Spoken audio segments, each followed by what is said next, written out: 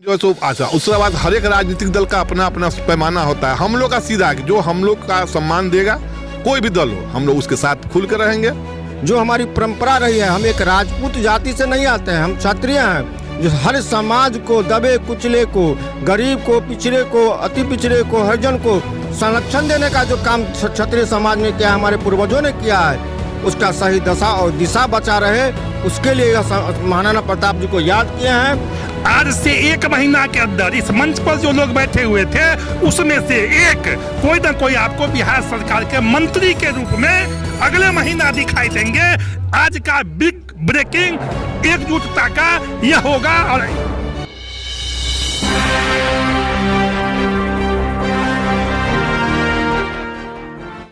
नमस्कार, बिहार मिथिला न्यूज में आपका स्वागत है। मैं मनोज।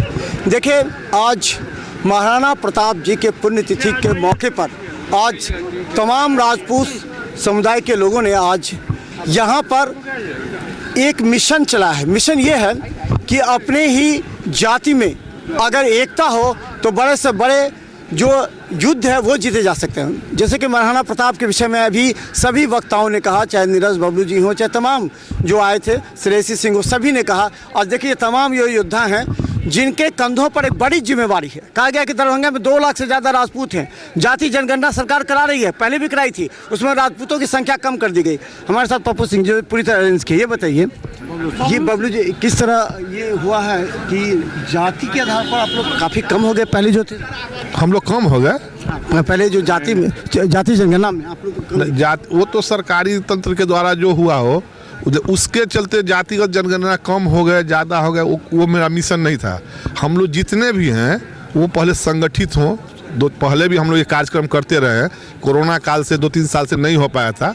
तो मेन है कि संख्या ज़्यादा, आप आंकड़े को बदल सकते हैं, विचार को, पराक्रम को नहीं ना बदल सकते हैं। हम संख्या कम होने से जिलाधिकारी या कौन कास्ट होता है? पूरा जिला वो चलाता है ना, है? वाइस चांसलर के सामने हम लोग खड़े हैं, उनकी जाति से मतलब इस पूरे कैंपस के मालिक है ना। आदमी का पराक्रम, उसकी हैसियत, उसकी साहस, उसकी योग्यता, उस पर उसका ये होता है। तब संख्या का तो हम लोग जो होगा वो तो जनरल चीज़ हो गया, लेकिन ये हमारा मेन है गोलबंदी, अपने समाज को एकत्र करने का। और समाज में जो कुरीतियाँ हैं, अशिक्षा है, आपस में जो वैमनस्य है, उसको दूर करने के लिए हम एक जगह बैठ एक बने, नेक बने। और हम लोग तलवार और बंदूक तो हमारा विरासत रहा, धरोहर रहा है। वर्तमान में हम शिक्षा पर भी उतना ज़्यादा जोर दें कि हमारे परिवार में भी डॉक्टर, इंजीनियर, प्रोफेसर, कलेक्टर बने, व्यवसायिक बने। सिर्फ ये नहीं गाँव में खेत है उसी से चल रहे हैं और गरीबी का झूल रहे, सो नहीं। और सब लोग अपने अपने जो है सो जो आप एक दूसरे का सहयोग करें, मान किसी चीज़ की कमी है उसको दूर करें, शिक्षा पर जोर दे। विधायक जी ने कहा कि मात्र 19 विधायक हैं। दरभंगा में भी देखिए 10 विधानसभा है, लेकिन क्षत्रिय को कहीं से कोई स्थान, दूर दूर तक नाम नहीं आ रहा है। तो अगर कैसे नहीं वो अभी आया, जो सवर्णा सिंह का बात कर रहे हैं, वो पिछली बार है, वो पहले VIP से आ गई थी। लेकिन जिस तरह उन्होंने कहा कि BJP का विधायक 19 विधायक है, तो क्या लगता है कि और भी नाम, और भी दल किस तरह महत्वपूर्ण समझते हैं? 2 टिकट मिला था ना। पिछले बार सुवर्णा जी जीत गए, RK चौधरी हार गए। टिकट तो पिछले बार ही मिला था, तो आप कैसे कह दिए कम मिला? हम लोग का कभी कम नहीं मिला। हमारे एक समय में 2 विधायक हमारे यहाँ से हुए हैं। टिकट बुझे नहीं, ऐसा कुछ नहीं है। टिकट जो है सो अच्छा उसके बाद हर एक राजनीतिक दल का अपना अपना पैमाना होता है। हम लोग का सीधा है कि जो हम लोग का सम्मान देगा, कोई भी दल हो, हम लोग उसके साथ खुल कर रहेंगे। इस बार दरभंगा से क्या उम्मीद है आपको? क्या लगता है? ये सब बढ़िया चीज़ से क्या दरभंगा से इस बार क्या लगता है? क्या आप लोग की एकता क्या बताएगी? देखिए, सबसे पहले हम बताना चाहते हैं, जो जितने भी हमारे राष्ट्रवादी क्षत्रिय आए, मैं उनको हृदय से आयोजन समिति की ओर से, आयोजन समिति के संयोजक की ओर से एवं एक कार्यकर्ता की ओर से धन्यवाद देता हूं।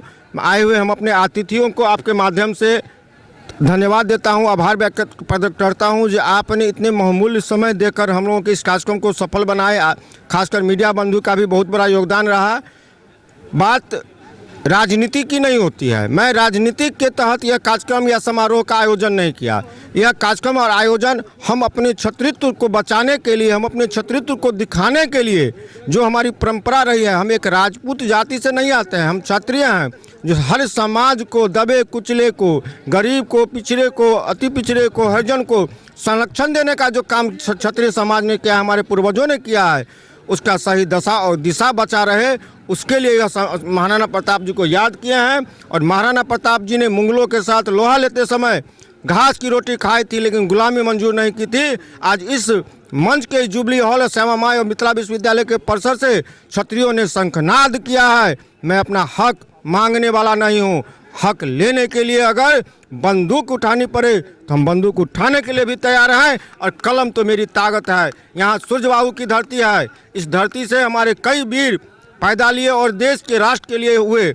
आज महाराणा प्रताप जी के पुण्यतिथि के अवसर पर इस क्षेत्र के जितने भी हमारे राष्ट्र के प्रति अपनी जान को निछावर करने वाले हैं, मैं उन्हीं सभी को सच्चे दिल से श्रद्धांजलि देता हूं। और इस आपके माध्यम से बिहार सरकार को कहना चाहता हूं कि हमारे धरोहर जितने भी हमारे महाराणा प्रताप हैं उनके पुण्यतिथि और जयंती के अवसर पर राष्ट्रीय दिवस की घोषणा हो, और बिहार सरकार इस दरभंगा मिथिलांचल की और घोषित राजधानी पर महाराणा प्रताप जी मूर्ति लगाने के लिए वह स्वीकृति दे। अच्छा, अभी उन्होंने कहा कि मनोज बाबू, आप फटे दूध से छाली निकालने वाले लोग हैं, ब्रेकिंग न्यूज के मास्टर हैं।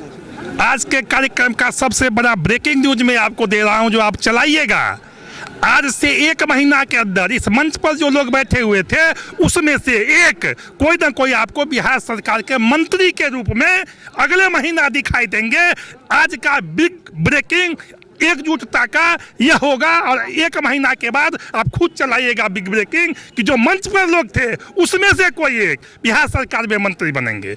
अच्छा, कहा गया कि आप लोग महाराणा जी की प्रतिमा लगाने के लिए जगह दीजिए, हम लोग बनवाएंगे। तो आप लोग तो जानते हैं दरभंगा में बहुत ऐसी जगह है जहाँ पर किया जा सकता है, तो अभी आप लोग के मन में निश्चित रूप से आप समझते हैं कि ये मांग है, बहुप्रतीक्षित मांग है, और मांग पूरा तब होगा जब स्थल अलॉट होगा। निश्चित रूप से हम लोग का प्रयास है, स्थल भी हमारे सम्मानित संयोजक और वर्तमान में इस कार्यक्रम के अध्यक्ष डॉक्टर मृत्युंजय कुमार सिंह बबलू जी प्रण लिए हुए हैं कि किसी भी हालत में जगह अलॉट कराना है। और आपने सुना भी मंच के माध्यम से कि जगह अलॉट कराने में जो भी परेशानी आती है, जो भी समाधान का रास्ता निकलता है, वो निकाला जाएगा।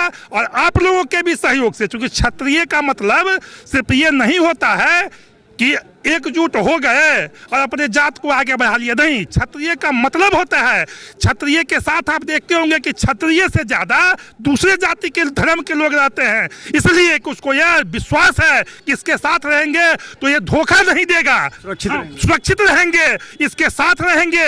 यदि कभी कोई हम पर आफत आसमानी आएगा तो मजबूती के साथ, और आप इसको दिल से आप स्वीकार करते होंगे कि निश्चित रूप से कमोबेश गिरावट सभी जगह आया है, लेकिन अभी भी यदि किसी एक जात पर सबसे ज्यादा भरोसा कोई करता है तो उसका नाम है क्षत्रिय। अच्छा, पप्पू जी, क्या लगता है संघर्ष बढ़ गया? पहले जितने आप लोग क्षत्रिय थे, अब लगता है कि उसमें काफ़ी ज़्यादा सोच में, यूनिटी में बहुत कमी आई है। क्या लगता है पहले की तरह ही है? उसमें कहीं न कहीं किसी कारण से कोरोना में यह कार्यक्रम स्थगित हो गया था, लेकिन कमी के बजाय वो बढ़ोतरी इसलिए कहा जाए जो शिक्षा के क्षेत्र में, स्वास्थ्य के क्षेत्र में और अन्य जगहों पर लोग अपना अपना मुकाम हासिल कर रहे हैं, बना रहे हैं।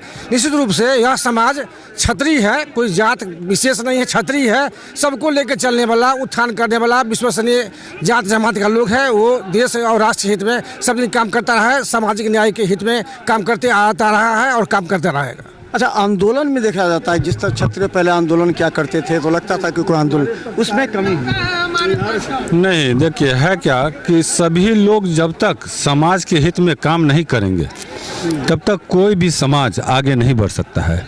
हमारा काम है, क्षत्रियों का मुख्य जो धर्म है, सभी को सम्मान देना और सम्मान के साथ अपने समाज में जो भी लोग जुड़े हुए हैं उनको आगे बढ़ाना। जहाँ भी कमी है उसको दूर करते हुए हम लोग प्रयास करते हैं कि समाज को अधिक से अधिक हम लोग योगदान दे सके।